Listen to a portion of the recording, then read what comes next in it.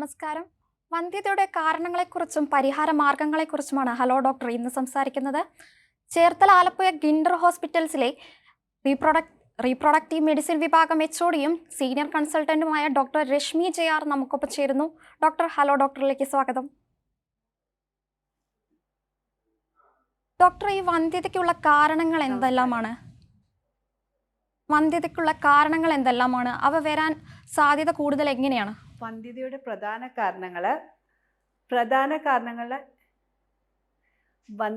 കാരണങ്ങളെ നമുക്ക് രണ്ടായി വിഭജിക്കാൻ പറ്റും. ഒന്ന് സ്ത്രീകളുടെ കാരണങ്ങളായിട്ടും മറ്റൊന്ന് പുരുഷന്മാരുടെ കാരണങ്ങളായിട്ടും. സ്ത്രീകളുടെ മെയിൻ കാരണം നമ്മുടെ അണ്ടോൽപാദനത്തിലുള്ള പ്രശ്നങ്ങളാണ്. അതായത് PCOD അതുപോലത്തെ പ്രശ്നങ്ങളാണ് നമുക്ക് സ്ത്രീകളുടെ മെയിൻ കാരണം. പിന്നെ നമ്മുടെ ഫെലോപ്പിയൻ ട്യൂബിലുള്ള ബ്ലോക്ക്, യൂട്രസിലുള്ള തകരാറുകൾ, ഇതെല്ലാം വന്ധ്യതയുടെ പ്രധാന കാരണങ്ങളാവുന്നു.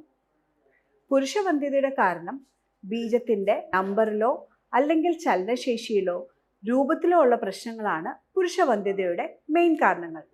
ഒരു 50% സമയത്തും സ്ത്രീകളിലും പുരുഷന്മാരിലും ഒരുമിച്ച് കാരണങ്ങൾ കണ്ടുവരുന്നു. ഡോക്ടർ, എങ്ങനെയാണ് ഈ ഒരു പരിധി വരെ ഇത് തടയാൻ നമുക്ക് സാധിക്കുക? നമുക്ക് പലപ്പോഴും വന്ധ്യതയെ തടയാൻ സാധിക്കില്ല. പക്ഷെ നമുക്ക് നമ്മുടെ ജീവിതശൈലിയിലെ മാറ്റങ്ങളിലൂടെ നമുക്ക് ഒരു പരിധി വരെ നമുക്ക് ഈ പ്രശ്നങ്ങൾ കുറേയൊക്കെ ഒഴിവാക്കാൻ പറ്റും. ഉദാഹരണത്തിന് സ്ത്രീകൾ നല്ലൊരു ലൈഫ് സ്റ്റൈൽ മെയിൻറ്റെയിൻ ചെയ്യുക, അതായത് ഹെൽത്തി ഡയറ്റും എക്സസൈസും. പിന്നെ പുരുഷന്മാർ, അവർക്കും ഹെൽത്തി ലൈഫ് സ്റ്റൈൽ വളരെ ഇമ്പോർട്ടൻ്റ് ആണ്. അതിനോടൊപ്പം തന്നെ സ്മോക്കിംഗ്, ആൽക്കഹോളിസം, ഇതെല്ലാം കഴിവതും നമ്മൾ നിയന്ത്രിക്കേണ്ടി വരും. അപ്പം ഇതെല്ലാം നമ്മൾ ചെയ്യുമ്പോൾ ഒരു പരിധി വരെ നമുക്ക് വന്ധ്യതയെ നിയന്ത്രിക്കാൻ കഴിയും. പക്ഷെ ചിലപ്പോൾ പല കാരണങ്ങളും നമുക്ക് അതിനെ തടയാൻ കഴിയത്തില്ല. ഡോക്ടർ, വന്ധ്യതയുണ്ടോ എന്നറിയാൻ ദമ്പതികൾ എപ്പോഴാണ് ഡോക്ടറെ കാണേണ്ടത്, അല്ലെങ്കിൽ ചികിത്സ തേടേണ്ടത് ഏതൊക്കെ സമയങ്ങളിലാണ്? വിവാഹശേഷം ഏകദേശം 1 വർഷത്തോളം അവർ ഒരുമിച്ച് താമസിച്ചിട്ടും കുഞ്ഞുങ്ങളുണ്ടാവാൻ ശ്രമിച്ചിട്ടും കുഞ്ഞുങ്ങളാകാത്തപ്പോഴാണ് നമ്മൾ വന്ധ്യതയുടെ കാരണങ്ങൾ തേടേണ്ടതും അതിൻ്റെ ചികിത്സാ മാർഗങ്ങൾ നോക്കേണ്ടതും. 1 വർഷത്തിൽ ഏകദേശം 80% ദമ്പതികളും അവർക്ക് സക്സസ്ഫുൾ ആവാറുള്ളതാണ്. അവർ പ്രഗ്നൻ്റ് ആവും. 1 വർഷം ട്രൈ ചെയ്തിട്ടും ആവാത്തപ്പോഴാണ് നമ്മൾ എന്തൊക്കെ കാരണങ്ങളെന്ന് നിങ്ങളൊരു ഗൈനക്കോളജിസ്റ്റിനെയോ അല്ലെങ്കിൽ ഒരു ഫെർട്ടിലിറ്റി സ്പെഷ്യലിസ്റ്റിനെയോ കാണേണ്ടത്. അപ്പോൾ ഡോക്ടർ നിങ്ങളെ കാണുമ്പോൾ ആദ്യം ഡീറ്റെയിൽ ആയിട്ട് നിങ്ങളുടെ കാര്യവിവരങ്ങൾ അന്വേഷിച്ച് മനസ്സിലാക്കും. നിങ്ങളുടെ ചില ബേസിക് ബ്ലഡ് ടെസ്റ്റുകൾ ചെയ്യും.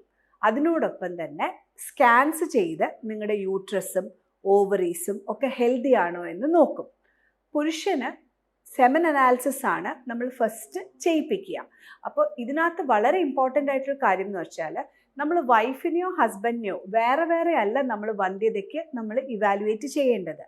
രണ്ടുപേരെയും ഒരുമിച്ച് വേണം നമ്മൾ വന്ധ്യതയുടെ കാരണങ്ങൾ കണ്ടുപിടിക്കേണ്ടതും ചികിത്സിക്കേണ്ടതും.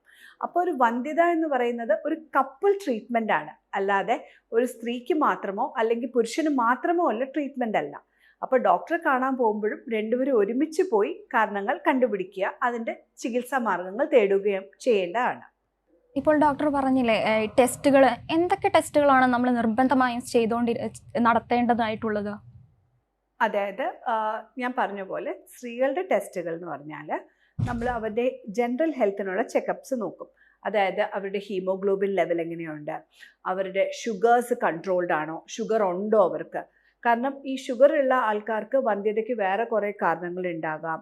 അല്ലെങ്കിൽ PCO ഉള്ളവർക്ക് അതിൻ്റെ കൂടെ തന്നെ ഷുഗർ ഉണ്ടാവാനുള്ള സാധ്യതയുണ്ട്. അത് പ്രഗ്നൻസിയിലേക്ക് പോവുകയാണെങ്കിൽ അത് കുഞ്ഞിന് പ്രശ്നങ്ങൾ ഉണ്ടാവാം. അപ്പോൾ ഷുഗർ ടെസ്റ്റും ഇതിൻ്റെ കൂടെ തന്നെ നോക്കേണ്ടതാണ്. അതുപോലെ തന്നെ തൈറോയിഡിൻ്റെ ടെസ്റ്റും നോക്കേണ്ടതാണ്. തൈറോയിഡ് TSH ലെവൽ ആണ് നമ്മൾ യൂഷ്വലി നോക്കുന്നത്. സാധാരണ ഒരു സ്ത്രീക്കുള്ള TSH ലെവൽ അല്ല നമ്മൾ ഇൻഫെർട്ടിലിറ്റി പേഷ്യൻറ്റ് TSH ലെവലിൻ്റെ ബേസ് നോക്കേണ്ടത്. ഇൻഫെർട്ടിലിറ്റി പേഷ്യൻറ്റിൽ TSH ലെവൽ എപ്പോഴും 2.5 കുറവ് വേണം നമ്മൾ കീപ്പ് ചെയ്യാൻ വേണ്ടിയിട്ട്. പിന്നെ നമ്മൾ ഫെലോപ്പിയൻ ട്യൂബിൻ്റെ ടെസ്റ്റുകളുണ്ട്, അതായത് ട്യൂബ് ടെസ്റ്റ് എന്ന് പറയുന്നത്. അത് ഇനിഷ്യലി തന്നെ നോക്കേണ്ട ആവശ്യമില്ല. ഒരു സ്ത്രീയുടെ മാസക്കുളി കറക്റ്റായിട്ട് വരികയാണ്, നമ്മൾ അവരുടെ സൈക്കിൾ മോണിറ്റർ ചെയ്തിട്ടും അവർ പ്രഗ്നൻ്റ് ആവുന്നില്ല, അങ്ങനെയുണ്ടെങ്കിൽ മാത്രമേ നമ്മൾ ഫെലോപ്പിയൻ ട്യൂബിൻ്റെ ടെസ്റ്റുകൾ ചെയ്യേണ്ട ആവശ്യമുള്ളൂ. അതിനാണ് നമ്മൾ ട്യൂബ് ടെസ്റ്റ് എന്ന് പറയുന്നത്. പിന്നെ ഇതിനോടൊപ്പം തന്നെ സെമൻ അനാലിസിസ്, പുരുഷൻ്റെ ബീജത്തിൻ്റെ കൗണ്ട്, മോട്ടിലിറ്റി, മോർഫോളജി, ഇതെല്ലാം ഒരു നല്ല ലാബിലോ അല്ലെങ്കിൽ ഒരു ഇൻഫെർട്ടിലിറ്റി സെൻറ്ററിലോ തന്നെ നമ്മൾ ചെയ്യേണ്ടതാണ്. അപ്പം ഇതൊക്കെയാണ് നമ്മുടെ basic blood test, semen test, പിന്നെ ട്യൂബ് ടെസ്റ്റ്. ഡോക്ടർ, ഈ നൂതന ചികിത്സാ മാർഗങ്ങൾ എന്തെല്ലാമാണ്? ഓരോ രീതികളെക്കുറിച്ചും അറിയേണ്ടതായിട്ടുണ്ട്. നമ്മൾക്ക് പല കാരണങ്ങൾ നമ്മൾ പറഞ്ഞല്ലോ വന്ധ്യതയ്ക്ക്. ചിലപ്പോൾ ഓവുലേഷൻ്റെ തകരാറുകളാവാം, ചിലപ്പോൾ എഗ്ഗിൻ്റെ നമ്പറിൽ കുറവ് വരുന്നതാവാം, ചിലപ്പോൾ പുരുഷൻ്റെ ബീജത്തിൻ്റെ പ്രശ്നങ്ങളാവാം, ട്യൂബിലെ പ്രശ്നങ്ങളാവാം. ഈ എന്താണ് പ്രോബ്ലം അതിന് നമ്മൾ കണ്ടുപിടിച്ച് അതിന് ചികിത്സ കൊടുക്കുകയാണ് വേണ്ടത്. അതിപ്പം ഇപ്പോൾ ഓവുലേഷൻ്റെ തകരാറുകളാണെങ്കിൽ അവർക്ക് പലപ്പോഴും മെഡിസിനിലൂടെ തന്നെ നമുക്ക് ഓവുലേഷൻ കറക്റ്റ് ചെയ്യാൻ പറ്റും. മെഡിസിനിലൂടെ തന്നെ ലൈഫ് സ്റ്റൈൽ മോഡിഫിക്കേഷനിലൂടെ ചെയ്യാൻ പറ്റും. ട്യൂബിലാണ് പ്രശ്നമെങ്കിൽ യൂഷ്വലി നമുക്ക് ട്യൂബിന് വേണ്ടിയിട്ടുള്ള സർജറിയോ ട്യൂബിന് തുറക്കാനുള്ള സർജറിയോ, അതായത് ഹിസ്ട്രോസ്കോപ്പിയോ ലാപ്രോസ്കോപ്പിയോ, അല്ലെങ്കിൽ അഡ്വാൻസ് ട്രീറ്റ്മെൻറ്റ്, IVF പോലുള്ള അഡ്വാൻസ് ട്രീറ്റ്മെൻറ്റോ ഈ വിഭാഗത്തിൽപ്പെട്ട ആൾക്കാർക്ക് വേണ്ടി വരാം. പുരുഷവന്ധ്യതയാണ് റീസണെങ്കിൽ നമ്മൾ എന്തുകൊണ്ടാണ് പുരുഷൻ്റെ സെമൻ്റെ അളവ് കുറവ് അല്ലെങ്കിൽ എന്തുകൊണ്ടാണ് കൗണ്ട് കുറവെന്ന് നോക്കിയിട്ട് അതിനനുസരിച്ചുള്ള ട്രീറ്റ്മെൻ്റ് ആയിരിക്കും നമ്മൾ ചെയ്യേണ്ടി വരിക. നമുക്ക് സാധാരണ നിലയിൽ ഒരു വന്ധ്യതയുള്ള കപ്പലിനെ ചികിത്സിച്ചാൽ മോർ ദാൻ 80% ആൾക്കാർക്കും ഒരു ട്രീറ്റ്മെൻറ്റ് അല്ലെങ്കിൽ മറ്റ് ട്രീറ്റ്മെൻറ്റിലൂടെ അവർക്ക് പ്രഗ്നൻസി ആവാറുണ്ട്. അപ്പോൾ കറക്റ്റായിട്ട് നമ്മൾ കാരണം കണ്ടുപിടിച്ച് ട്രീറ്റ് ചെയ്യണം എന്നാണ് നമ്മൾ ശ്രമിക്കേണ്ടത്. പിന്നെ ഈ പറഞ്ഞ പോലെ ഒരു 20% ആൾക്കാർക്ക്, ഞാൻ പറഞ്ഞ പോലെ ഒരു 80% ആൾക്കാർക്ക് നമുക്ക് കാരണം കണ്ടുപിടിച്ച് കൃത്യമായിട്ട് ട്രീറ്റ്മെൻറ്റ് നൽകാൻ കഴിയും. പക്ഷെ ഒരു 20% ആൾക്കാർക്ക് നമുക്ക് ഒരു കാരണവും കണ്ടുപിടിക്കാൻ കഴിയില്ല. അതിനെയാണ് നമ്മൾ അൺഎക്സ്പ്ലെയിൻഡ് ഇൻഫെർട്ടിലിറ്റി എന്ന് പറയുന്നത്. അവരുടെ ഓവുലേഷൻ കറക്റ്റ് ആയിരിക്കും, അവരുടെ ട്യൂബ്സ് ഓക്കെ ആയിരിക്കും, അവരുടെ സെമൻ അനാലിസിസ് നോർമൽ ആയിരിക്കും. ഇവരെയാണ് അൺഎക്സ്പ്ലെയിൻഡ് ഇൻഫെർട്ടിലിറ്റി. ഇവർക്ക് നമ്മൾക്ക് ഒരു ഫിക്സഡ് ട്രീറ്റ്മെൻറ്റ് പ്രോട്ടോക്കോൾ ഉണ്ട്. ആ ട്രീറ്റ്മെൻറ്റ് പ്രോട്ടോക്കോൾ നമ്മൾ ഫോളോ ചെയ്താൽ ഒരു പരിധി വരെ ഇവർക്കും നമുക്കൊരു സക്സസ്ഫുൾ റിസൾട്ട് നൽകാൻ കഴിയും. ഡോക്ടർ, എപ്പോഴൊക്കെയാണ് നമ്മൾ ഈ IVF ട്രീറ്റ്മെൻറ്റിലേക്ക് പോകേണ്ടതായി വരുന്നത്? IVF എന്ന് പറഞ്ഞാൽ ഒരു വളരെ സക്സസ് റേറ്റ് കൂടിയ ഒരു ചികിത്സയാണ്. നമുക്ക് IVFന് പോകേണ്ട ചില ഫിക്സഡ് ഇൻഡിക്കേഷൻസ് ഉണ്ട്. ട്യൂബിലെ ഡാമേജ്, ഞാൻ നേരത്തെ പറഞ്ഞ പോലെ ഫെലോപ്പിയൻ ട്യൂബിൽ വെച്ചിട്ടാണ് സാധാരണ അണ്ടവും ബീജവും കൂട്ടിമുട്ടുന്നതും ഭ്രൂണമാവുന്നതും. അത് ഫെലോപ്പിയൻ ട്യൂബിൽ ആ ഫെർട്ടിലൈസേഷൻ നടന്നതിന് ശേഷമാണ് അത് യൂട്രസിലേക്ക് വന്ന് വീഴുകയും അത് ഒരു പ്രഗ്നൻസി ആയിട്ട് മുന്നോട്ട് പോവുകയും ചെയ്യുന്നത്. ഫെലോപ്പിയൻ ട്യൂബിൽ എന്തെങ്കിലും ബ്ലോക്ക് ഉണ്ടെങ്കിൽ നമുക്ക് IVF ആയിരിക്കും അവർക്ക് വേണ്ടിയിട്ടുള്ള ഏറ്റവും ബെസ്റ്റ് ട്രീറ്റ്മെൻറ്റ്. കാരണം ഫെലോപ്പിയൻ ട്യൂബിലെ ബ്ലോക്കുകൾ, അതിനകത്ത് ചില ബ്ലോക്കുകൾ മാത്രമേ നമുക്ക് ചികിത്സിച്ചോ അല്ലെങ്കിൽ സർജറിയിലൂടെയോ മാറാൻ പറ്റുള്ളൂ. ബാക്കി 50% സമയത്തും ആ ബ്ലോക്കുകൾ പെർമനൻ്റ് ആണ്. അപ്പോൾ ഫെലോപ്പിയൻ ട്യൂബിൽ ബ്ലോക്ക് ഉള്ളവർക്ക് നമുക്ക് IVF ആണ് ട്രീറ്റ്മെൻറ്റ്. അതേപോലെ തന്നെ സെമൻ അനാലിസിസിൽ വളരെ കുറവ് കൗണ്ട് ഉള്ളവർക്ക് അല്ലെങ്കിൽ കൗണ്ട് വെളിയിൽ വരാത്തവർക്ക്, അതായത് അസൂസ്പെർമിയ എന്ന് പറയുന്ന കണ്ടീഷനിൽ സ്പേം നമ്മുടെ ടെസ്റ്റസിനുള്ളിൽ ഉണ്ടാവാം പക്ഷെ വെളിയിൽ വരുന്നില്ല. ആ കണ്ടീഷനുകളിലും നമുക്ക് IVF തന്നെ ആയിരിക്കും വേണ്ടത്. ഇതുപോലെ തന്നെ പല പല ട്രീറ്റ്മെൻറ്റും കഴിഞ്ഞു, അതായത് ഓവുലേഷനുള്ള മരുന്ന് കഴിച്ചു അല്ലെങ്കിൽ അവർ IUI ചെയ്തു, എന്നിട്ടും പ്രഗ്നൻസി ആവുന്നില്ല. അങ്ങനെയുള്ളവർക്കും നമ്മൾ IVF തന്നെയാണ് നിർദ്ദേശിക്കുക. പിന്നെ ഏതൊരു ചികിത്സയും പോലെ തന്നെ ഫെർട്ടിലിറ്റിയിലെ ഏത് ചികിത്സയും പോലെ തന്നെ ഫെർട്ടിലിറ്റി ട്രീറ്റ്മെൻറ്റിൽ ഏറ്റവും ഇമ്പോർട്ടൻറ്റ് ഫാക്ടർ ആ സ്ത്രീയുടെ ഏജ് ആണ്. ഏജ് കുറഞ്ഞിട്ടുള്ളവർക്ക് നമ്മളിപ്പോൾ IVF ആണെങ്കിലും IUI ആണെങ്കിലും ട്രീറ്റ്മെൻറ്റ് പറഞ്ഞോളൂ. ഒരു പ്രേക്ഷകർ കൂടി ചേരുന്നുണ്ട്, ഷൈജു വടകരയിൽ നിന്നും. ഷൈജു ചോദിച്ചോളൂ. പറഞ്ഞോളൂ. എൻ്റെ കല്യാണം കഴിഞ്ഞിട്ട് 13 വർഷമായി. അപ്പോൾ കുട്ടികളായില്ല, ഒരുപാട് ട്രീറ്റ്മെന്റ് ചെയ്തു.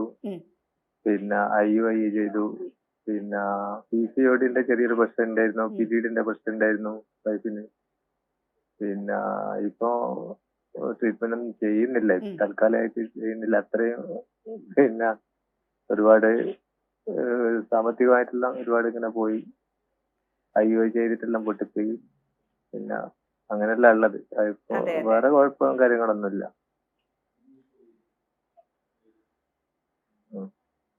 അത് PCO കാരണമായിരുന്നോ ഇനിഷ്യൽ ട്രീറ്റ്മെന്റ്സ് ഒക്കെ എടുക്കാൻ കാരണം? PCOD-യുടെ PCOD ബുദ്ധിമുട്ടുകളായിട്ട്? അല്ല, ഒക്കെ പിന്നെ പിരീഡ് കുറച്ച് പ്രശ്നങ്ങളുണ്ടായിരുന്നു.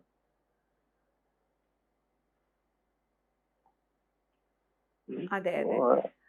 അപ്പൊ ഷൈജു, നിങ്ങൾ കല്യാണം ഇപ്പൊ വൈഫിന് എത്രയായി പ്രായം? വയസ്സിന് 38.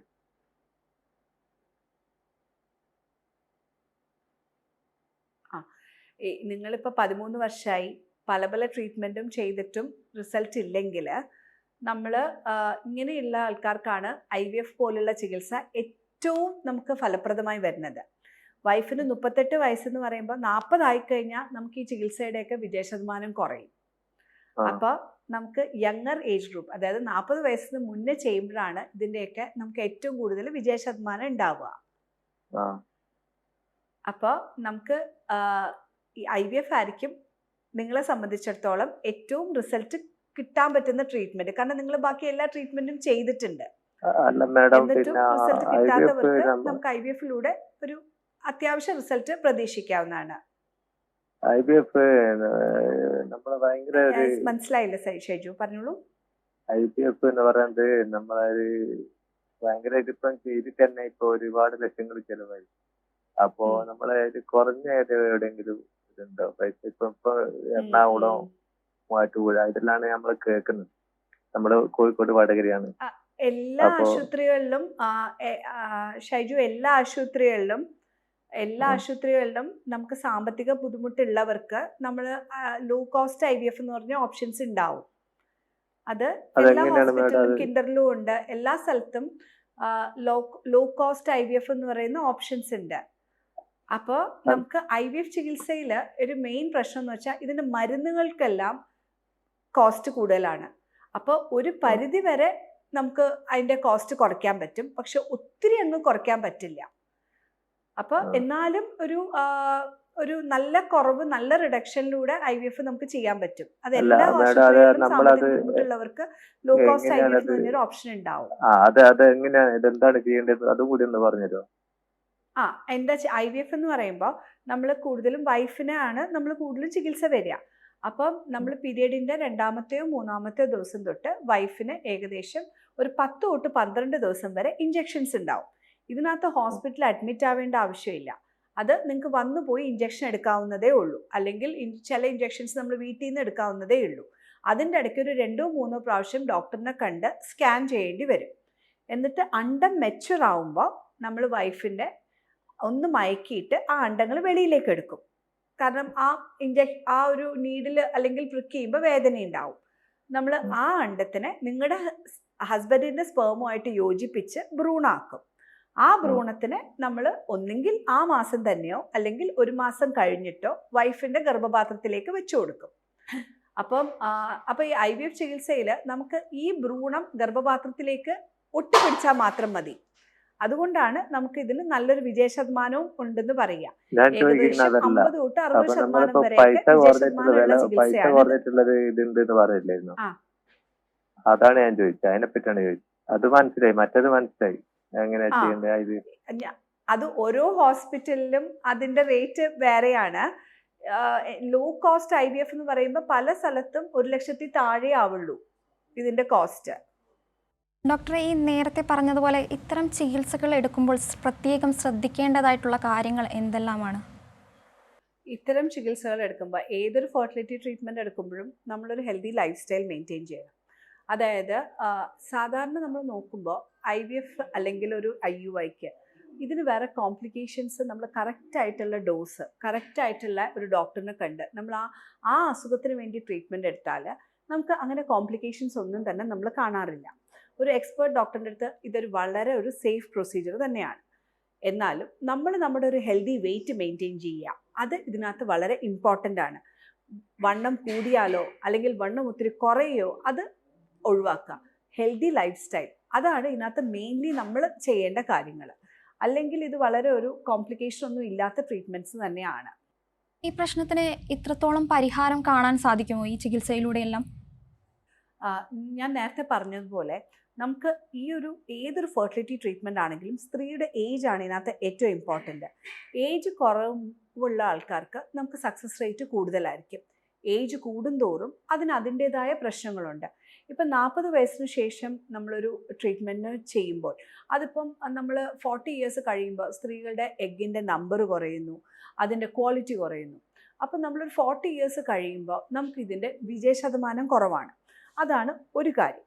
രണ്ടാമത്, നമുക്ക് 40 ഇയേഴ്സ് കഴിയുമ്പോൾ നമ്മളൊരു നോർമലി പ്രഗ്നൻ്റ് ആയാലോ അല്ലെങ്കിൽ ഒരു ട്രീറ്റ്മെൻ്റ് എടുത്ത് പ്രഗ്നൻ്റ് ആയാലോ നമ്മുടെ എഗ്ഗിൻ്റെ ഏജ് കൂടുതലായതുകൊണ്ട് കുഞ്ഞുങ്ങൾക്ക് ചില അംഗവൈകല്യങ്ങൾ ഉണ്ടാവാനുള്ള സാധ്യതയുണ്ട്. അപ്പോൾ അങ്ങനെ ഒരു കപ്പിൾ ഞങ്ങളുടെ അടുത്ത് വരുമ്പോൾ നമ്മൾ ആദ്യം അതും കൂടെ അവരെ പറഞ്ഞ് മനസ്സിലാക്കും. നമുക്ക് അങ്ങനത്തെ ചില പ്രശ്നങ്ങൾ, അതിപ്പം അവർ നോർമലി പ്രഗ്നൻ്റ് ആയാലും 40 വയസ്സിന് ശേഷം നമുക്ക് കുഞ്ഞിന് കുറച്ച് അംഗവൈകല്യങ്ങൾ, അന്യൂപ്ലോയിഡി പോലത്തെ പ്രശ്നങ്ങൾ ഉണ്ടാവാൻ സാധ്യതയുണ്ട്. അത് നോർമലി പ്രഗ്നൻ്റ് ആയാലുള്ള സെയിം റിസ്ക് തന്നെയുള്ളൂ ട്രീറ്റ്മെൻറ്റ് എടുത്ത് നമ്മൾ പ്രഗ്നൻ്റ് ആയാലും. അപ്പോൾ അതിനെ നമ്മൾ നേരത്തെ കൗൺസിൽ ചെയ്യും. അത് നമ്മൾ നേരത്തെ കണ്ടുപിടിക്കാനുള്ള മാർഗങ്ങൾ ഉണ്ട്, നമുക്ക് നൂതന മാർഗങ്ങളുണ്ട്. ആ മാർഗങ്ങൾ നമ്മൾ അവർക്ക് സജസ്റ്റ് ചെയ്യും. അവർക്ക് വേണമെങ്കിൽ ആ മാർഗങ്ങൾ അവർക്ക് യൂസ് ചെയ്യാവുന്നതാണ്. നമ്മൾ പ്രീ ഇംപ്ലാന്റേഷൻ ജനറ്റിക് ടെസ്റ്റിംഗ്, അല്ലെങ്കിൽ നമ്മൾ 3-ാം മാസത്തിൽ നടക്കുന്ന സ്കാന്, NIPT ബ്ലഡ് ടെസ്റ്റ്, ഇതെല്ലാം ചെയ്ത് നമുക്ക് എന്തെങ്കിലും പ്രശ്നങ്ങളുണ്ടോ, ഡൗൺ സിൻഡ്രോം പോലുള്ള പ്രശ്നങ്ങൾ വരാനുള്ള സാധ്യതയുണ്ടോ എന്ന് നേരത്തെ കണ്ടുപിടിക്കുകയോ നമുക്കതിനെ അപ്പോൾ അവർക്ക് അറ്റ്ലീസ്റ്റ് പ്രിപ്പയർഡ് ആയിട്ട് ഇരിക്കാൻ പറ്റും. ഡോക്ടർ, ഈ നേരത്തെ പറഞ്ഞില്ലായിരുന്നു ഈ IVF ട്രീറ്റ്മെൻറ്റ്, അതൊന്ന് കൂടെ ഒന്ന് വിശദീകരിക്കുമോ? ഓക്കെ, ഞാൻ അപ്പം നേരത്തെ നമ്മൾ പറഞ്ഞുകൊണ്ടിരിക്കുന്നതിൻ്റെ ഇടയ്ക്ക് നമ്മൾ 2-3 ഇൻഡിക്കേഷൻസ് ആണ് പറഞ്ഞത്. അതായത് ഫെലോപ്പിയൻ ട്യൂബിലെ ബ്ലോക്കുകൾ, അല്ലെങ്കിൽ നമുക്ക് പുരുഷവന്ധ്യതയ്ക്ക്, അതായത് സ്പേം വെളിയിൽ വരാത്ത അവസ്ഥ, അസൂസ്പേർമിയ, അല്ലെങ്കിൽ കൗണ്ട് 5 മില്യന് താഴെ, അല്ലെങ്കിൽ പല പല ട്രീറ്റ്മെൻറ്റ് എടുത്തിട്ടും അവർക്കൊരു സക്സസ് കിട്ടുന്നില്ല. ഈ പറഞ്ഞ ആൾക്കാർക്കാണ് നമുക്ക് IVF അല്ലെങ്കിൽ ICSI ട്രീറ്റ്മെൻറ്റ് ഏറ്റവും യൂസ്ഫുൾ ആയിട്ട് വരിക. സാധാരണ ഒരു IVF ട്രീറ്റ്മെൻറ്റിൻ്റെ വിജയശതമാനം 50 തൊട്ട് 60%. അത് പ്രായം കൂടുന്തോറും ആ വിജയശതമാനം കുറഞ്ഞു വരുന്നു. IVF ട്രീറ്റ്മെൻറ്റ് നേരത്തെ ശ്രോതാവ് ചോദിച്ച പോലെ എന്തുകൊണ്ടാണ് IVF ട്രീറ്റ്മെൻറ്റ് കോസ്റ്റ് കൂടുതൽ? നമ്മൾ IVF ട്രീറ്റ്മെൻറ്റ് ഉപയോഗിക്കുന്ന മരുന്നുകൾ, അതിനുപയോഗിക്കുന്ന നമ്മൾ എംബ്രിയോ വളർത്താൻ ഉപയോഗിക്കുന്ന നമ്മുടെ മീഡിയ, ഇതെല്ലാം വളരെ എക്സ്പെൻസീവാണ്. അതുകൊണ്ടാണ് നമുക്ക് ഒരു പരിധിവരെ IVFൻ്റെ കോസ്റ്റ് ഒത്തിരി കുറയ്ക്കാൻ പറ്റാത്തത്. എന്നാലും ഇപ്പം പണ്ടത്തെ നമ്മൾ കമ്പയർ ചെയ്യുമ്പോൾ ഇപ്പോൾ IVFൻ്റെ കോസ്റ്റ് നമുക്ക് ഒരു നല്ല രീതിയിൽ കുറയ്ക്കാൻ സാധിച്ചിട്ടുണ്ട്. പിന്നെ എങ്ങനെയാണ് IVF ട്രീറ്റ്മെൻറ്റ് ചെയ്യുന്നതെന്ന്, നമ്മൾ സാധാരണ ഇഞ്ചെക്ഷൻസ് സ്റ്റാർട്ട് ചെയ്യുന്നത് പീരിയഡിൻ്റെ 2nd or 3rd ഡേ ആണ് സ്റ്റാർട്ട് ചെയ്യുന്നത്. അതൊരു 10 to 12 days ആണ് ഇഞ്ചെക്ഷൻസ് വേണ്ടി വരിക. ഇഞ്ചെക്ഷൻസ് എടുത്ത് അണ്ടം മെച്ചുർ ആകുമ്പോഴായിരിക്കും നമ്മൾ അണ്ടം വെളിയിലേക്ക് എടുക്കുന്നത്. നമ്മൾ എംബ്രിയോളജി ലാബിൽ ആ കറക്റ്റ് കണ്ടീഷൻസിലാണ് നമ്മൾ അണ്ടവും ബീജവും തമ്മിൽ യോജിപ്പിക്കുന്നത്. അത് യോജിപ്പിച്ച് 3 തൊട്ട് 5 ദിവസം വരെ വളർത്തി ആ ഭ്രൂണത്തിനെ നമ്മൾ യൂട്രസിലേക്ക് നമ്മൾ തിരിച്ച് നിക്ഷേപിക്കുകയാണ് ചെയ്യുന്നത്. അത് ഒന്നെങ്കിൽ നമുക്ക് ആ മാസം തന്നെ നമുക്ക് തിരിച്ച് നിക്ഷേപിക്കാം, അവരുടെ യൂട്രസ് എല്ലാം കറക്റ്റായിട്ട് തിക്നെസ്സും അതിൻ്റെ ഹോർമോൺ ലെവലൊക്കെ നോർമലാണെങ്കിൽ. അല്ലെങ്കിൽ നമുക്ക് നെക്സ്റ്റ് മന്ത് നമുക്ക് ഈ ഭ്രൂണം നിക്ഷേപിക്കുന്നതാണ്. പിന്നെ ഈ ട്രീറ്റ്മെൻറ്റ് വേറൊരു യൂസും കൂടെ ഉണ്ട്. ഇപ്പം നമുക്ക് ഒരു ഫെർട്ടിലിറ്റി പ്രിസർവേഷൻ എന്നാണ് അതിൻ്റെ ഒരു ഇത് പറയുക. നമുക്ക് സ്ത്രീകൾക്ക് ഇപ്പം യങ്ങർ ജനറേഷനിൽ തന്നെ ക്യാൻസർ അതുപോലത്തെ പല പല അസുഖങ്ങളും വന്നുകൊണ്ടിരിക്കുകയാണ്. അപ്പോൾ ഒരു ക്യാൻസർ ട്രീറ്റ്മെൻറ്റിന് മുന്നേ, ക്യാൻസർ ട്രീറ്റ്മെൻറ്റിൽ നമ്മൾ കീമോ എടുക്കുമ്പോൾ നമ്മുടെ എഗ്ഗിൻ്റെ അളവ് കുറയാൻ സാധ്യതയുണ്ട്. അത് ഈ ഫെർട്ടിലിറ്റി പ്രിസർവേഷൻ സ്ത്രീകൾക്കും ഇമ്പോർട്ടൻ്റ് ആണ്, പുരുഷന്മാർക്കും ഇമ്പോർട്ടൻ്റ് ആണ്. അപ്പോൾ നമുക്ക് അങ്ങനെ അപ്പോൾ അവർക്ക് റാൻഡം സ്റ്റാർട്ട് പ്രോട്ടോക്കോൾ എന്ന് പറയും. അതായത് ഇവർ നമ്മുടെ അടുത്തേക്ക് വരുമ്പോൾ നമ്മൾ പീരിയഡ് ആവാനൊന്നും കാത്തു നിൽക്കില്ല. കാരണം അവരുടെ എഗ്ഗ് പ്രിസർവ് ചെയ്തിട്ട് അവർക്ക് അടുത്ത കീമോയിലേക്ക് പോകാനാണ്. അപ്പം ഇങ്ങനെയുള്ളവർക്ക് അവർ എപ്പോൾ നമ്മുടെ അടുത്ത് വരുന്നോ അപ്പോൾ തൊട്ട് നമ്മൾ ഇഞ്ചെക്ഷൻസ് കൊടുത്ത് അവരുടെ എഗ്ഗ് വലുതാക്കി നമ്മൾ എഗ്ഗ് എടുത്ത് നമ്മൾ സുരക്ഷിതമായിട്ട് സൂക്ഷിച്ചു വെക്കുന്നു. പിന്നെ അവരുടെ ക്യാൻസർ ട്രീറ്റ്മെൻറ്റ് എല്ലാം കഴിഞ്ഞിട്ട് നമുക്ക് ഈ എഗ്സ് ഉപയോഗിച്ച് അവർക്ക് പ്രഗ്നൻ്റ് ആവാവുന്നതാണ്. പിന്നെ അവർ ക്യാൻസർ ട്രീറ്റ്മെൻറ്റ് കഴിഞ്ഞിട്ടൊക്കെ നോക്കുമ്പോൾ അവരുടെ എഗ്ഗിൻ്റെ അളവിൽ വലിയ കുറവ് വന്നിട്ടില്ലെങ്കിൽ ഡെഫിനറ്റ്ലി അവർക്ക് നാച്ചുറലി തന്നെ പ്രഗ്നൻസിക്ക് സാധ്യതയുണ്ട്. എന്നാലും നമ്മൾ ബാങ്കിൽ പൈസ നിക്ഷേപിക്കുന്ന പോലെ നമ്മൾ ഈ എഗ്ഗ് നമ്മൾ സൂക്ഷിച്ചു വെക്കുമ്പോൾ അവർക്കും ഒരു കോൺഫിഡൻസ് ആണ്. കാരണം ക്യാൻസർ ട്രീറ്റ്മെൻറ്റ് കഴിഞ്ഞിട്ടും അവരുടെ ഫെർട്ടിലിറ്റി പ്രിസർവ്ഡ് ആണ്. അവർക്ക് ഒരു ചെറിയ പ്രായത്തിലുള്ള എഗ്സ് അവരുടെ കയ്യിലുണ്ട്. അപ്പോൾ പലപ്പോഴും ക്യാൻസർ ട്രീറ്റ്മെൻറ്റ് കഴിയുമ്പോൾ ഇനി അവർക്ക് കുഞ്ഞുങ്ങൾ ഉണ്ടാവില്ല, അങ്ങനെ പല പല വറീസ് ആയിരിക്കും ഉണ്ടാവുക. അപ്പം അതിന് നമുക്ക് ഒരു നല്ല ശതമാനം വരെ ഇതിനുള്ള ഒരു പരിഹാരമാണ് ഈ ഫെർട്ടിലിറ്റി പ്രിസർവേഷൻ. അതിനും നമ്മൾ IVF ചെയ്യുന്ന പോലെ തന്നെയാണ് എഗ്സിനെ നമ്മൾ എടുത്ത് സൂക്ഷിച്ചു വെക്കുക. ഡോക്ടർ, ഈ വന്ധ്യത വരാതിരിക്കാൻ വേണ്ടി നമ്മൾ എന്തെങ്കിലും ജീവിത ശൈലി മാറ്റങ്ങൾ എന്തെങ്കിലും വരുത്തേണ്ടതായിട്ടുണ്ടോ? വന്ധ്യത നമുക്ക് ജീവിതശൈലി മാറ്റങ്ങൾ എന്ന് പറഞ്ഞാൽ അത് നമ്മളൊരു ഒരു ഒരു പ്രായത്തിൽ തന്നെ നമ്മളത് തുടങ്ങണം. അതായത് നമ്മളൊരു അഡോളസൻ്റ് ആവുമ്പോൾ തന്നെ നമ്മളൊരു ഹെൽത്തി ലൈഫ് സ്റ്റൈൽ നമ്മൾ മെയിൻറ്റെയിൻ ചെയ്യണം. അല്ലാതെ അഡോളസൻസിൽ തന്നെ നമ്മൾ വളരെ നമ്മുടെ ലൈഫ് സ്റ്റൈൽ ഭയങ്കര അൺഹെൽത്തി ആയിട്ട് പെട്ടെന്നൊരു ദിവസം നമ്മൾ ഹെൽത്തി ലൈഫ് സ്റ്റൈലിലേക്ക് പോകാമെന്ന് വെച്ചാൽ അതൊരു നല്ലൊരു പ്രവണതയല്ല. നമ്മൾ അഡോളസൻസിൽ തന്നെ ഒരു ഹെൽത്തി വെയിറ്റ് മെയിൻറ്റെയിൻ ചെയ്യുക, നമ്മൾ ഹെൽത്തി ഫുഡ് നമ്മൾ കഴിക്കുക. അതായത് നമ്മൾ വെജിറ്റബിൾസ്, ഫ്രൂട്ട്സ്, ഫിഷ്, എഗ് അങ്ങനെ വീട്ടിലുണ്ടാക്കുന്നതിന് ഹോം കുക്ക്ഡ്, ഹോം ബേസ്ഡ് ആയിട്ടുള്ള ഫുഡ് കൂടുതൽ കഴിക്കുക. ആവശ്യത്തിന് ശരീരത്തിന് വ്യായാമം കൊടുക്കുക. അതായത് നമ്മൾ റെക്കമെൻഡ് ചെയ്യുന്നത് അറ്റ്ലീസ്റ്റ് 5 days a week നമ്മളൊരു 30 minutes എങ്കിലും പെർ ഡേ വെച്ചിട്ട് നമ്മുടെ ഒരു എയറോബിക് എക്സസൈസ് ബോഡിക്ക് കൊടുക്കുക. 2 days a week നമ്മൾ സ്ട്രെങ്തനിങ് എക്സസൈസ് ചെയ്യുക. അപ്പോൾ നമ്മൾ എപ്പോഴും ഫിസിക്കലി ആക്റ്റീവ് ആവുക. അപ്പോൾ ഒരു പരിധി വരെ നമുക്ക് ഈ പ്രശ്നങ്ങൾ നമുക്ക് ഒഴിവാക്കാൻ പറ്റും. പിന്നെ നമ്മൾ സ്ത്രീകളുടെ, പിന്നെ ഞാൻ നേരത്തെ പറഞ്ഞ സ്ത്രീകളുടെ ഏജ് നമ്മളെപ്പോഴും പറയുന്നത് ആസ് വി ഗ്രോ ഓൾഡ് നമ്മുടെ ഫെർട്ടിലിറ്റിയുടെ പൊട്ടൻഷ്യൽ നമുക്ക് കുറഞ്ഞുകൊണ്ടിരിക്കും. അതുകൊണ്ട് നമ്മളൊരു നല്ല ഒരു 30 years താഴെ തന്നെ നമുക്ക് പാർട്ട്ണറായി നമ്മുടെ കല്യാണം കഴിഞ്ഞു എല്ലാം ഓക്കെ ആണെങ്കിൽ ഓക്കെ നമ്മൾ പ്രഗ്നൻസി മുന്നോട്ട് പോവാം. ഇപ്പം നമുക്ക് 30 വയസ്സായിട്ട് നമുക്കൊരു പാർട്ട്ണറിനെ കിട്ടിയിട്ടില്ല, അല്ലെങ്കിൽ നമുക്ക് പ്രഗ്നൻസി കുറച്ചും കൂടി ഡിലേ ചെയ്യണം, അപ്പം ഒരു 35 വയസ്സായതിനു ശേഷം മതി പ്രഗ്നൻസി. അങ്ങനെയുള്ളവർക്കുള്ള ഓപ്ഷനാണ് നമുക്ക് എഗ്സ് നമുക്ക് ഫ്രീസ് ചെയ്ത് വെക്കാം. അതായത് സോഷ്യൽ എഗ് ഫ്രീസിങ് എന്ന് പറയും. നമുക്ക് എഗ്സ് ഫ്രീസ് ചെയ്ത് വെക്കാം. നിങ്ങൾ ഏത് ഏജിലാണോ നിങ്ങൾ എഗ്ഗ് ഫ്രീസ് ചെയ്യുന്നത് അത് ആ ഏജിൽ തന്നെയുള്ള എഗ്ഗ് ആയിരിക്കും നമുക്ക് വർഷങ്ങൾക്ക് ശേഷവും ഇരിക്കുന്നത്. പിന്നെ നിങ്ങൾക്ക് സമാധാനമായിട്ട് നിങ്ങൾക്ക് ഒരു പാർട്ട്ണറിനെ പിന്നെ കണ്ടുപിടിക്കാനേ പറ്റിയിട്ടുള്ളൂ. പിന്നെ നിങ്ങളുടെ കരിയറൊക്കെ സെറ്റായിട്ട് പിന്നെ പ്രഗ്നൻസിക്ക് പോകുമ്പോൾ നമുക്ക് ഈ എഗ്ഗ് യൂസ് ചെയ്യാവുന്നതാണ്. അതിനാണ് നമ്മൾ സോഷ്യൽ എഗ് ഫ്രീസിങ് എന്ന് പറയുന്നത്. പലരും ഇപ്പം അത് ചെയ്യുന്നുണ്ട്.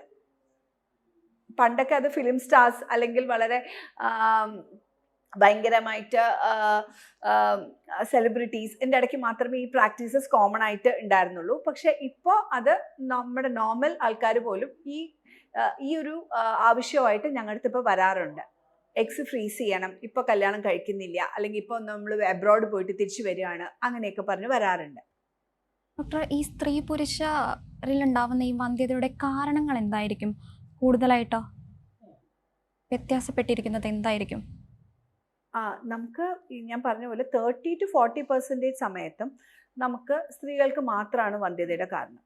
ബാക്കി ഒരു 30 to 40% നമുക്ക് പുരുഷന്മാരുടെ ആയിരിക്കും കാരണങ്ങൾ. ഒരു 20% ഇവരിൽ രണ്ടുപേരിലും കാരണം കാണും. ഒരു 20% ഒരു അൺഎക്സ്പ്ലെയിൻഡ് ആയിരിക്കും. അങ്ങനെയാണ് സാധാരണ നമ്മൾ കണ്ടുവരുന്നത്. ഒരു വന്ധ്യതയുടെ ഒരു 10 പേരെ എടുത്താൽ ഇങ്ങനെയാണ് നമ്മൾ ഇത് വരുന്നത്. അതിനകത്ത് സ്ത്രീയുടെ ഓവുലേഷൻ്റെ പ്രശ്നങ്ങളാവാം, അതായത് PCOD പോലുള്ള പ്രശ്നങ്ങളാവാം, ട്യൂബിലെ പ്രശ്നങ്ങളാവാം, ഫെലോപ്പിൻ ട്യൂബിലെ ബ്ലോക്കുകൾ, എന്തെങ്കിലും ഇൻഫെക്ഷൻ വന്നിട്ടോ അല്ലെങ്കിൽ എൻഡോമെട്രിയോസിസ് പോലുള്ള ഒരു അസുഖം കാണുമ്പോഴത്തേക്ക് ഫെലോപ്പിൻ ട്യൂബിലെ ബ്ലോക്കുകൾ വരാം. പിന്നെ യൂട്രസിലുള്ള കാര്യങ്ങൾ, യൂട്രസിൻ്റെ വലിപ്പം കൂടുതൽ അല്ലെങ്കിൽ യൂട്രസിലേക്ക് വരുന്ന മുഴകൾ, ഇതെല്ലാം വന്ധ്യതയുടെ കാരണങ്ങളാവാം. പുരുഷന്മാർക്ക് ബീജത്തിൻ്റെ അളവോ അല്ലെങ്കിൽ അതിൻ്റെ ചലനശേഷിയിലോ ഉള്ള പ്രശ്നങ്ങളാവാം യൂഷ്വലി പുരുഷവന്ധ്യതയുടെ കാരണങ്ങൾ. ശരി ഡോക്ടർ, ഇത്രയധികം സമയം വിവരം പങ്കുവച്ചതിന്. ആലപ്പുഴ കിൻഡർ ഹോസ്പിറ്റലിലെ റീപ്രൊഡക്റ്റീവ് മെഡിസിൻ വിഭാഗം HODയും സീനിയർ കൺസൾട്ടൻറ്റുമായ ഡോക്ടർ രശ്മി JR ആണ് നമുക്കൊപ്പം ചേർന്നത്. ഡോക്ടറിന് വളരെയധികം നന്ദി. ഇതോടുകൂടി ഹലോ ഡോക്ടർ ഇവിടെ പൂർണ്ണമാകുന്നു. നന്ദി.